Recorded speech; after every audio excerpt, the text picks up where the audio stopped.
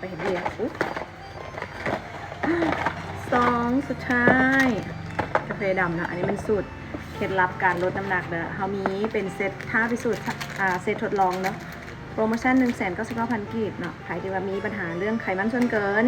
ระบบขับถ่ายบดีเป็นลินสีดวงหรือว่าเบาหวานไขมันความดันเนาะอันนี้ช่วยได้ผู้ใดระบบเผาผลาญบดีกินกับบรสอดกับบลงเอียงนะเอาตัวนี้ไปกินรสเนาะมีคนถามว่ารสชาติแซ่บบ่ทุกคนของแซ่บมันขึ้นกระปูมักเนาะกาแฟดำคันหน้าสมัยเก่านี่ก็บ่แซ่บดอกเนาะยังบ่ได้มักกาแฟดำเนาะแต่ว่ากินไปกินมามันก็ลึ่งเนาะพอมันลึ่งนะทุกคน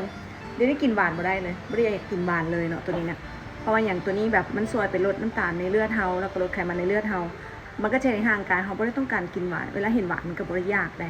อันนี้ลองเบิ่งเด้อทุกคนเป็นอาราบิก้าเอวันผสมเฮลินจือทุกคนนี่กินง่ายใส่น้ำหลายๆก็ได้ถ้าว่าไผบ่มักขมเนาะอันนี้ก็บอกไว้ก่อนเนาะเพราะจะไปกินบุฟเฟ่กับร้านมานี่ไปกินบุฟเฟ่มานี่มื้อละเทื่อแล้ว